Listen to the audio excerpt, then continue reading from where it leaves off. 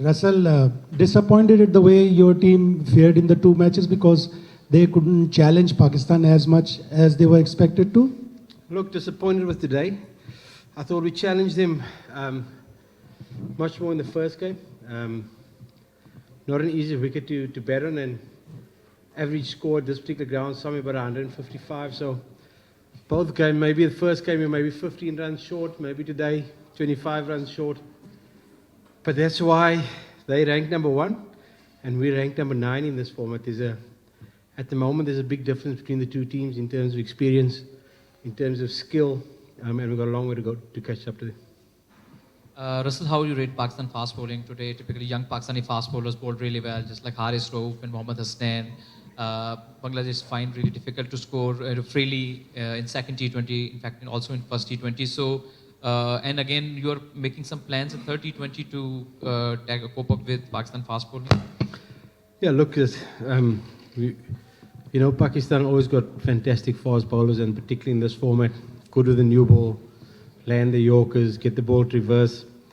So very tough for us. We've got, like today's batting lineup, we had Naeem, who's playing his 5th T20 international. Our 5th, I think, might have played 9 or 10. Mehdi batted at 3. This is his 2nd. So very inexperienced lineup. But hopefully they will be the better for it.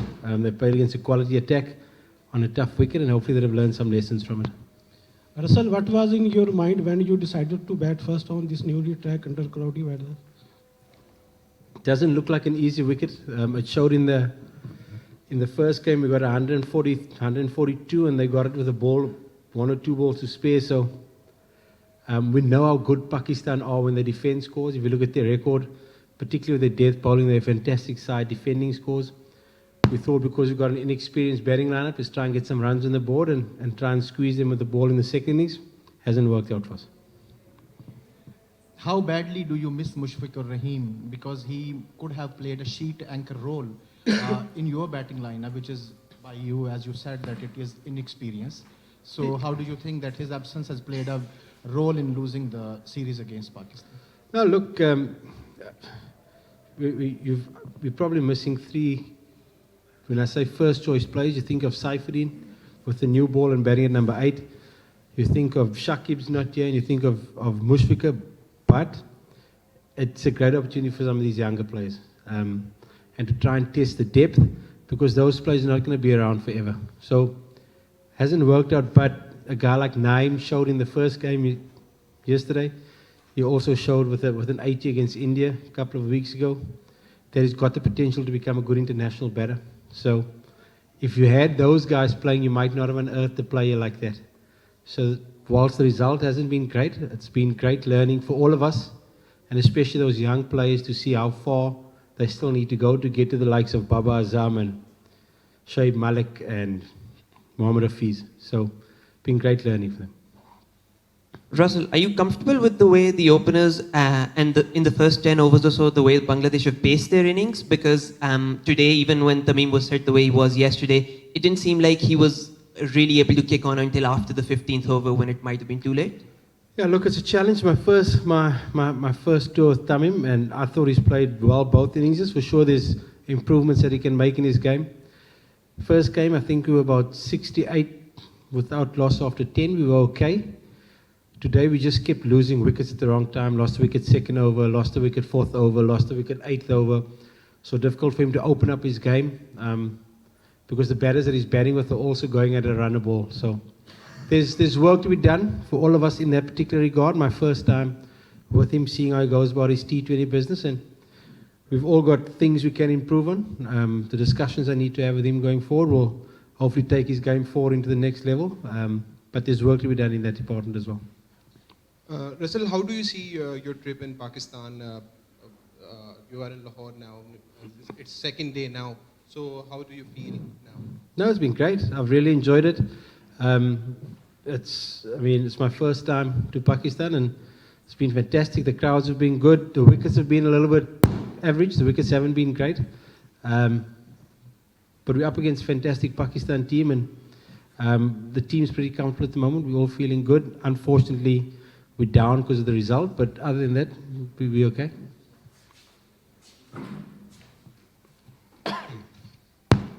Sir, is this surprising result for you? Do you think the target should be 20-25 runs short?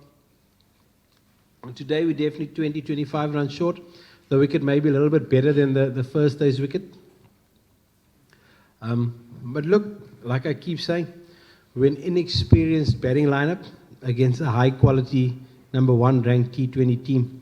We want to try and get there, we want to try and improve, and hopefully the lessons we learn from these 2 games will take us forward. Like I said earlier, it's a very young batting lineup. The top 3 of the top 4 only played less than 10 games, so some big lessons for all of us to take forward. Coach, having Shomo Shorkar in your team, what is the thought behind Mehdi?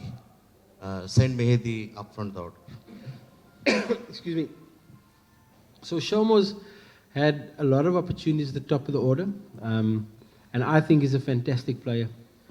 But we're definitely trying to find some guys who can hit the ball out the ground at the back end of an innings, which Bangladesh always seem to be short of.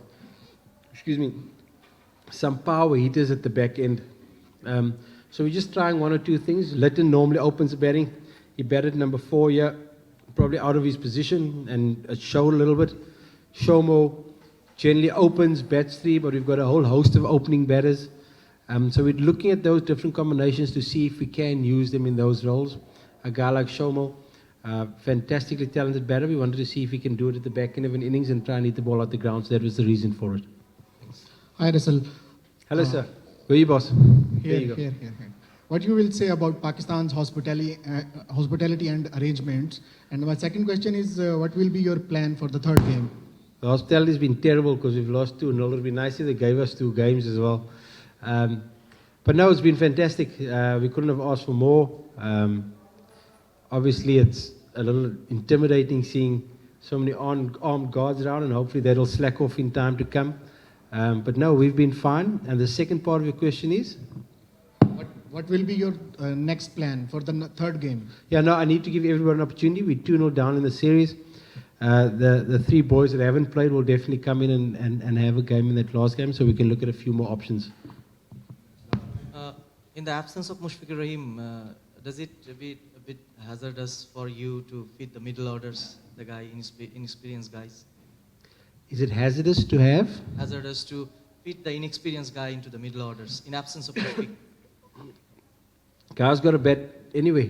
T20 cricket, it's not about batting 4 or 5, it's about the situation of the game. So look, there are a couple of players missing, but we've got some good players in that lineup that need to perform a little bit better than they have over the last 2 games. That's the bottom line. Thank you, guys. Oh, that's yours. Sorry.